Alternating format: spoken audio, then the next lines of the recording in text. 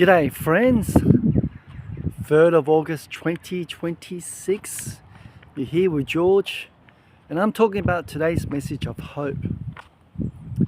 So the place I want to take you to be, it's in Jurong, a little area in Singapore. It was an outdoor public stargazing night, in fact. Now I was standing at a distance. I didn't even know they had such a thing because I wasn't even part of the group really. But I was just passed by my family and I made a decision, hey, let's all queue up, kids, wife and all, and see what the fuss is about. When it got to my turn, the astronomer signaled to me and pointed his telescope at what looked like a small blue fuzzy ball. I'm building up to something. He said to me, that's actually Saturn. Wow, Saturn? Like the planet behind Jupiter? No way. Yes sir, he was. Now I remember being completely in awe. What a beautiful sight indeed. I mean, a planet, the actual rings and all sitting there 1 billion kilometers away. This is part of God's creation, George. And somehow I was looking straight at it. It was blue and hazy, but it was pretty, I thought. Yeah. Imagine me standing in an open area in Jurong on just some random evening. Yeah. And I kept meaning to go back and do it again properly some nights because apparently they have a monthly meeting. But bring the family, make an evening of it, no, never did happen because life got in the way and that's the way it is. That one glimpse is still the only time I've ever seen the planet Saturn. Okay, so time for me to give you a little confession that still stings a little if I think about it much. Okay, it was in year 10. Yes, you've been there before, you would have had maths test. And there was one question I remember on that paper that wrecked almost the entire class. Because I can hear people complain, oh, this is so hard. How do you do this? Things like that. It's tricky. These are the comments from the students. Yeah, I mean, for those who are not mathematically savvy, they're probably like myself, you know, it's generally brutal. Now, I don't know what got into me that day. What did I eat? Well, I worked through it, checked my answer twice, and I sat there completely satisfied. I've answered the question correctly, the tricky one. I was so convinced. Anyway, when the teacher announced that there was exactly one student who scored 100%, boy oh boy, I was already halfway out of my seat in my head.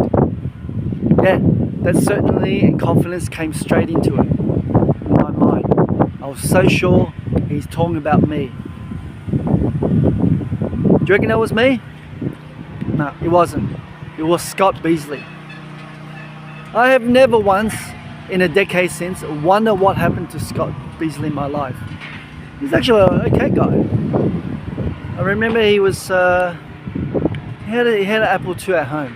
Good on him. I wonder a great deal about that test.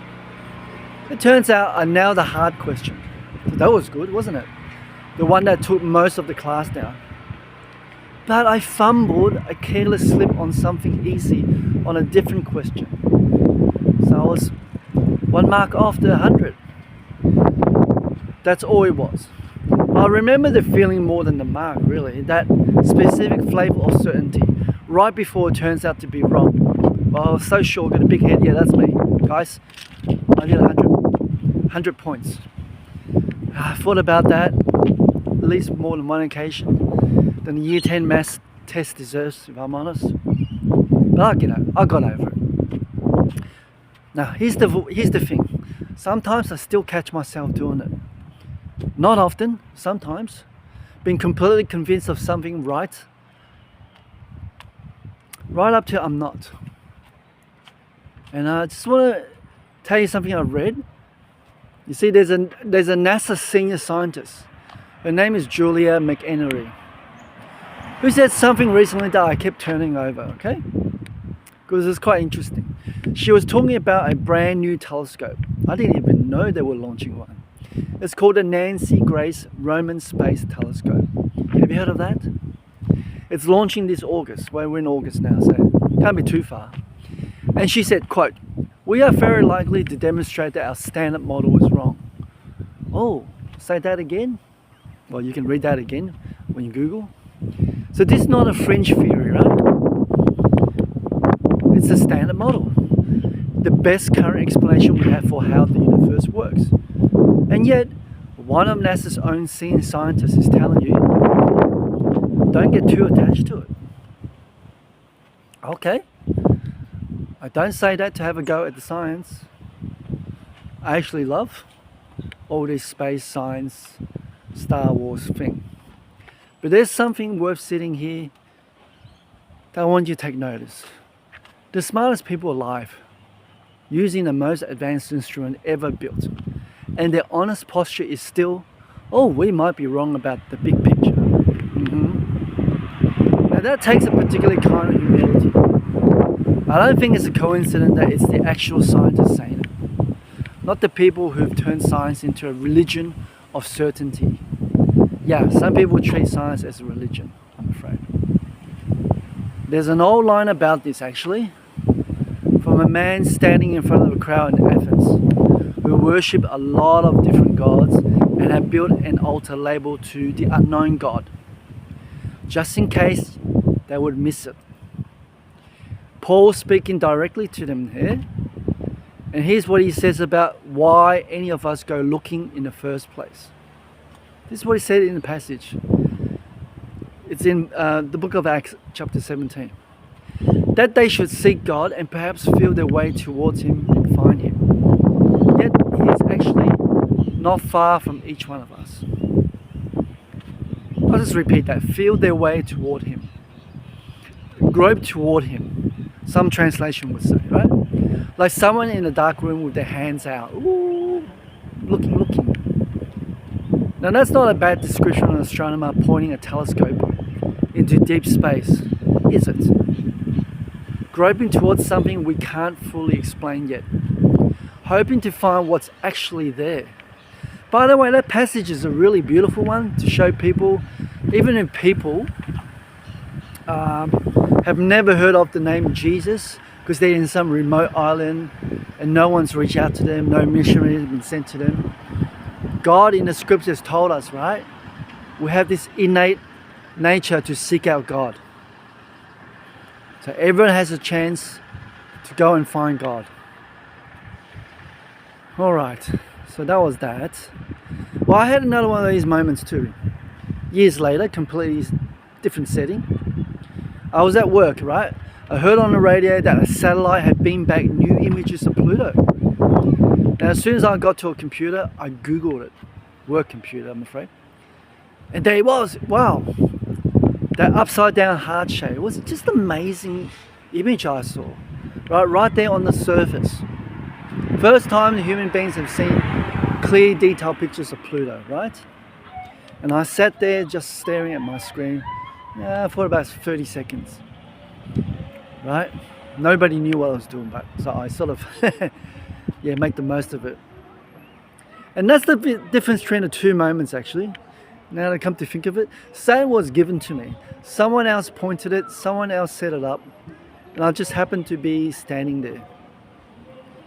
Pluto, I went and found myself because I heard the whisper of it on the radio and I went searching for it. It's given, and this new telescope, Grace Roman 1 is built to do an enormous amount of work. I was actually disappointed just to read it was only a 300 megapixel camera. I would have thought it'd be, by now would have done like 1,000. Who am I to know anyway? It's been reported in its first 5 years alone, NASA says it will capture 50 times more images than Hubble has gathered in over 30 years in orbit. That's the leaps and bounds that we have done through technology now. 50 times, people, in 5 years, what took 3 decades. Wow, amazing progress. That's not just more pictures, right?